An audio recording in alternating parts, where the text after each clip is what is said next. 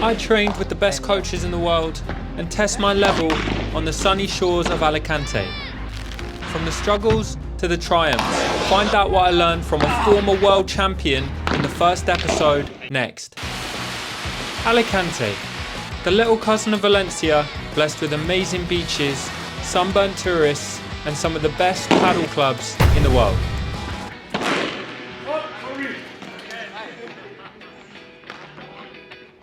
There's over 700 courts in this region, and players come from everywhere to train here.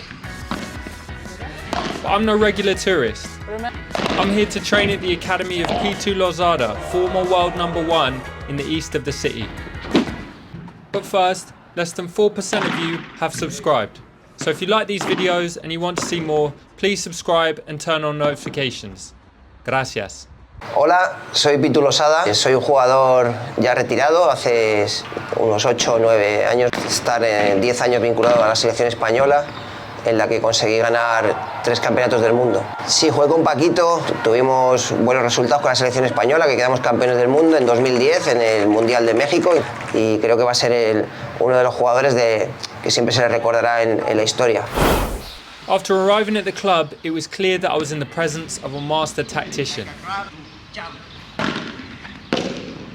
P2 emphasised the importance of slicing across and through the ball on the volleys to make sure it dies on the court. And he wasn't taking any prisoners. If I didn't follow his instructions, he made sure I knew about it.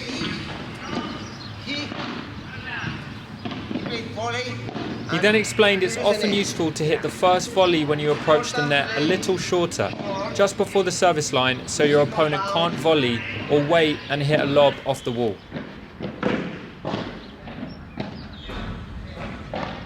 If the first volley is too deep, your opponent can simply hit a lob and you've lost the net.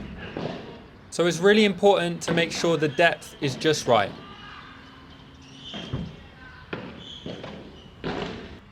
I also learned about volley footwork. You need to load on your back leg before stepping in on your front foot to make sure you get enough power on your volleys. Usually in tennis you want to step straight in and punch the volleys, so this was something new and it took a little bit of getting used to. But I started to get there gradually and my volleys were much better when I remembered to do it. With the first couple of sessions coming to an end, P2 decided to test what I'd learned. I was pretty nervous and I started making a lot of mistakes. There was so much information in my head and I was overthinking everything. And for me, this is a recipe for disaster on the court.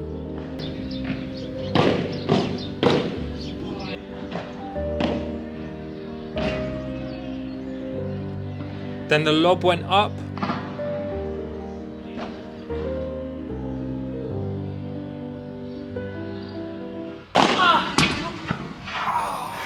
Welcome to Alicante. I was super frustrated, so of course I wanted to play another match immediately. And I actually started off pretty well. I hit this weird Superman volley and my touch at the net was pretty good. Was I back?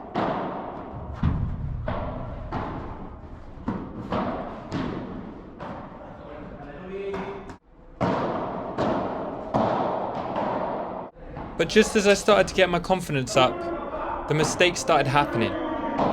And soon my head was crowded with negative thoughts.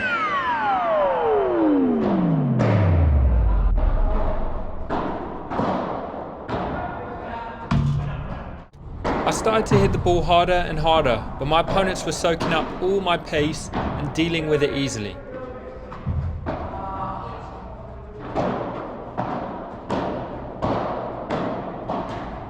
And on the last shot, I took a smash straight off my partner's racket, right into the bottom of the net. What an idiot. And that was it.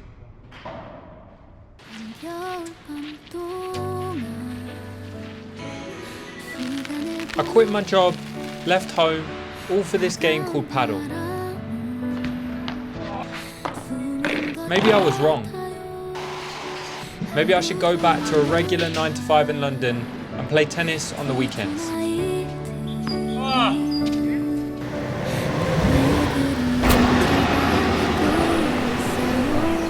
But I'm not going back. Yeah.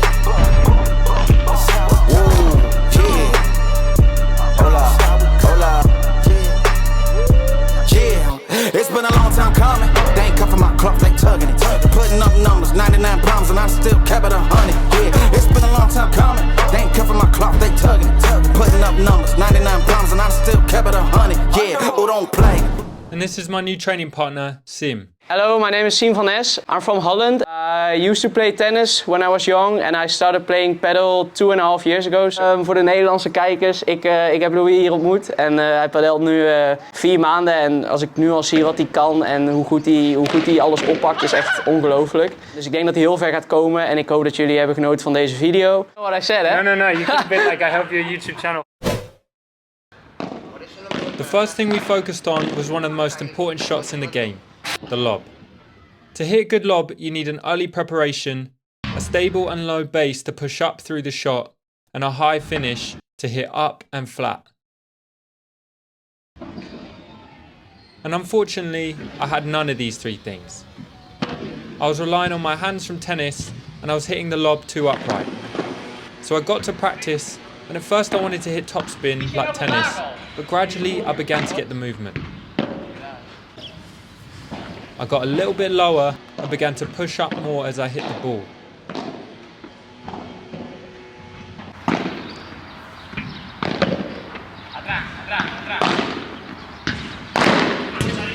And then it was time to use it in a point situation.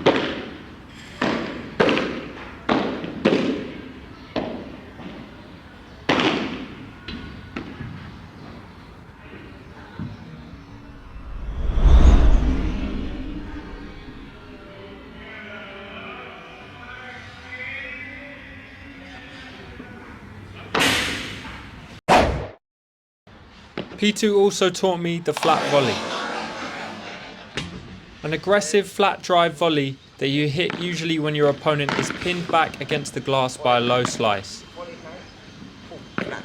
This one is a little bit similar to a drive volley in tennis, so I actually found it quite easy to learn and I love the feeling of hitting the ball as hard as I could.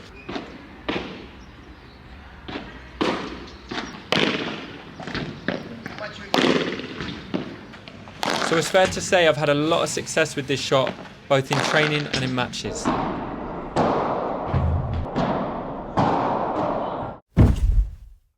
Next we learned the Gancho, or hook in English. A shot for right-sided players when the ball is over your head and you push it into the fence. Because it's more to your left shoulder. Left-sided players like myself will usually hit the rouleau, but it's important to learn all parts of the game, so we started to learn the Gancho as well. At first I found it a really awkward shot as I'd never learned anything like it. But gradually I began to see its effectiveness.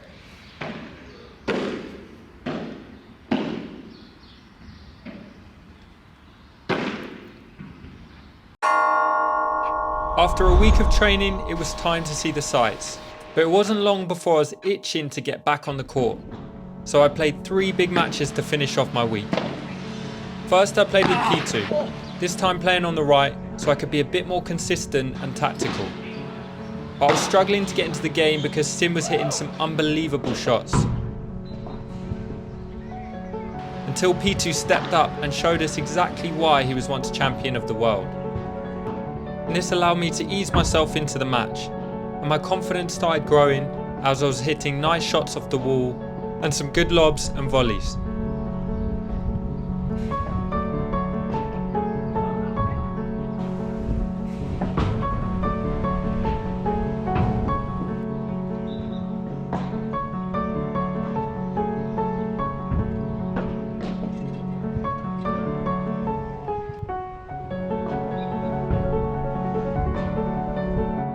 Next, I played a match against P2, and my confidence kept growing. The lobs that I'd been training during the week were coming off nicely, and I was getting a lot better with my viboras and bandejas. Playing on the left also allowed me to hit some rouleaus, one of my favourite shots.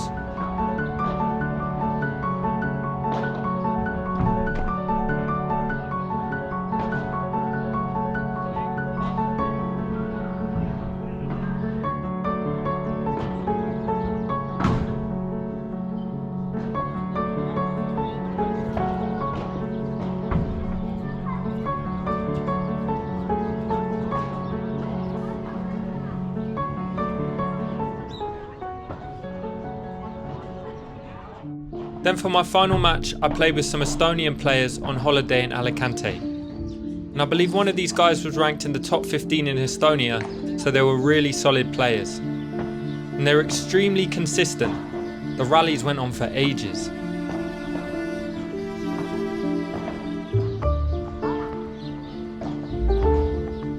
When the rallies are this long, you've really got to maintain focus and make the most of your opportunities without giving away stupid mistakes.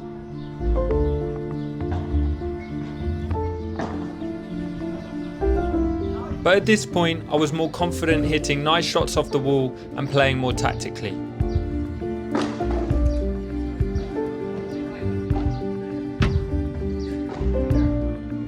Most importantly, I wasn't overthinking.